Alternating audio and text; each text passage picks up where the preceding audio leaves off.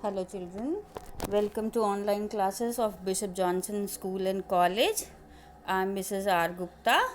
I am going to teach you chemistry, class 8 students. We were doing chapter 3, that is elements, compounds and mixtures. Already we did few parts, few topic of this chapter, that is elements, their categories like metals, non-metals, metalloids.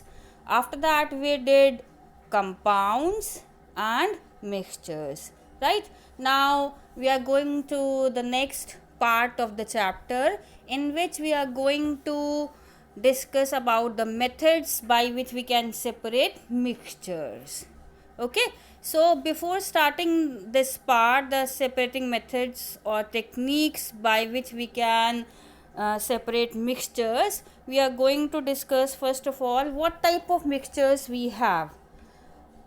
Last part of mixtures we have discussed homogeneous and heterogeneous mixture. So here we have mixtures which have solid components, or we have mixtures in which we have solid liquid components, or mixtures in which we have liquid components. Okay, so according to your syllabus, the first type of mixtures we are going to discuss, in which the components are solid. It means what? The particles present in mixture, they all are in solid states. Getting this? So here we are going to discuss some common methods by which we can separate mixtures. In your syllabus, winnowing, swing, magnetic separation and sublimation is present, but I'll tell you two more methods which are hand picking and threshing, because they too are also important and you should understand them. Okay, so first separating technique, which is hand picking. By name you can easily analyze. We will pick the different type of component of a mixture by using our hand, which we are generally using in our daily life. Have you seen your mother is preparing few dishes like sprouts or some namkeen, in which she is mixing different kind of nuts? So suppose peanuts, cashew, chickpea and some other type of nuts are available in that, and you like only peanuts. What you are going to do? You will pick one by one all the peanuts. How you will pick? By using your fingers. So such kind of technique is named as hand picking. What is the exact definition of hand picking? This method involves simply picking out all the unwanted substance, right? It depends upon you what type of substance you are picking. Here it is mentioned unwanted, but practically what we will do? We generally, what if you have a mixture, two things are there. If the content which we want is in less number, right, like we have gone through the example of this namkeen. So if you need only peanuts, and in mixture definitely if other things are, other components are also present, so what will happen? Peanuts are in less quantity, so we will pick them by using our hand, by using our fingers. But suppose you have one bowl of pulse, raw pulse, right, and some impurities are present, or you have uncooked rice. one bowl of uncooked rice, and your mother is asking for the help because of the lockdown. You know very well that house help is very less, so your mother is asking, please pick it up all the impurities present in this raw rice, uncooked rice, then I'll prepare it for you. So what you will do? Are you going to pick rice particles or all the rice from that bowl? No. What you are going to do? You will pick all the impurities, because definitely impurities are present in very less amount. So it depends, means when we are using hand picking method in our real life, definitely we'll go through, our brain is very active, so we'll check it out, the component which we want, it is in less number or in high number. If that is in less number, we will pick that, or if unwanted substance is in less number, we'll pick impurities. Okay, so by using such kind of method, we can separate what substance we want, and we can keep the impurity throw away from the mixture, right? Here, for example, suppose you have red and black stones mix, and you want to only keep red stones. What we will do? If we are seeing that black stones are very less, so we will take black stones and we will throw them away, right? By mistake G is written here, so remove it. Okay, now this is the diagrammatic representation of hand picking. You can see here in a bowl that ladies, in a plate, ladies having rice or something else, and black color dots are representing the impurities. So what she is doing, just see, she is picking black color impurity and keep it away from the plate. Okay, so this is hand picking.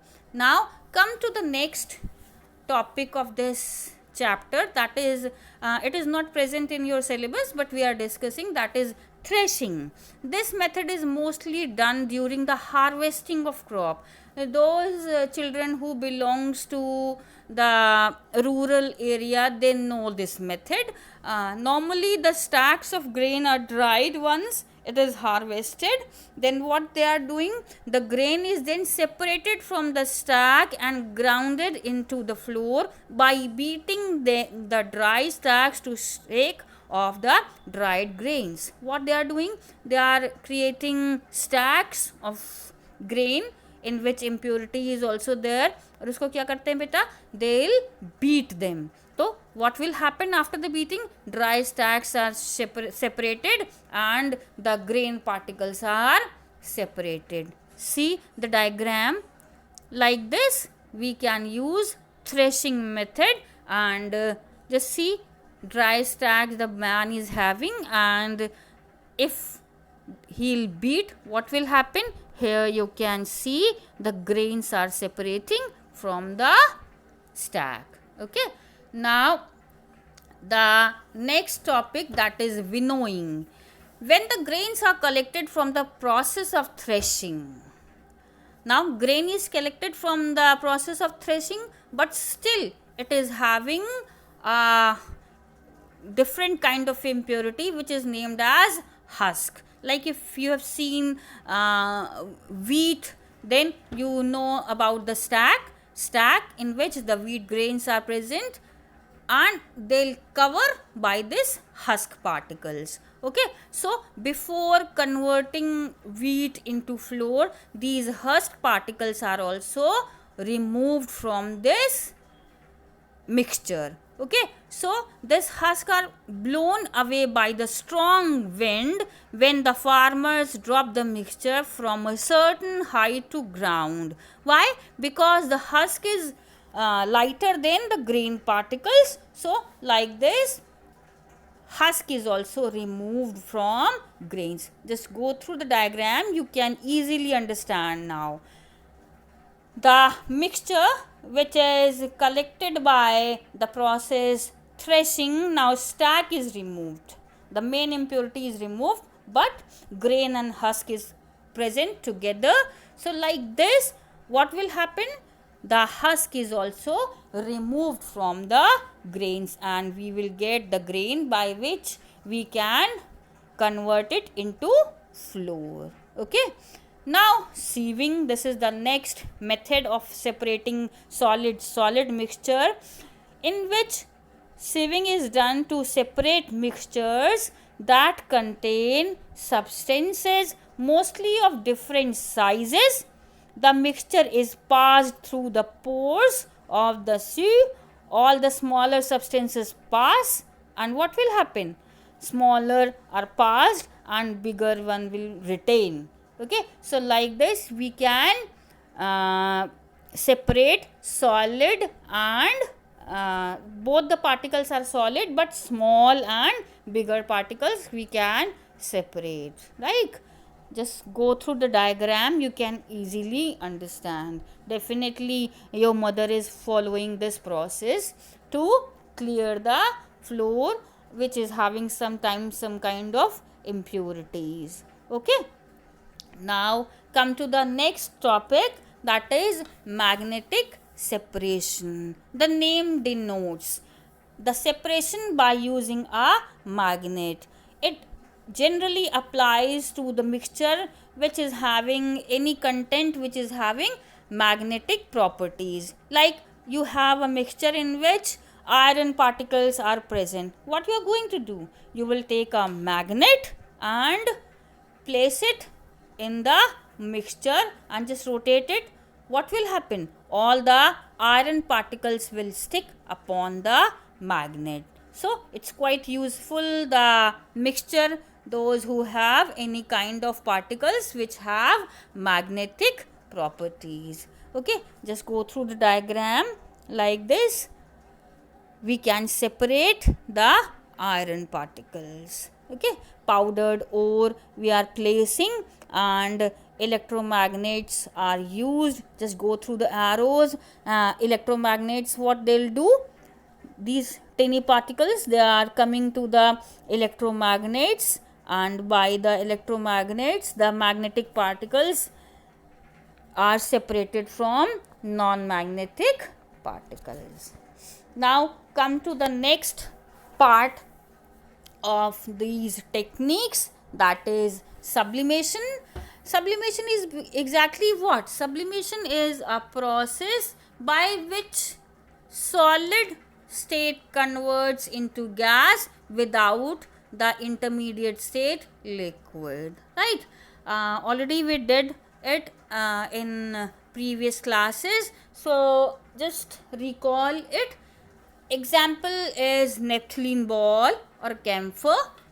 They'll convert directly from the solid state to gaseous state. So if any mixture is having such kind of components, we can use this process of sublimation, by which solid particles which can sublimate can convert directly into gas, and we will have the leftover particles which are in still solid states. Getting this?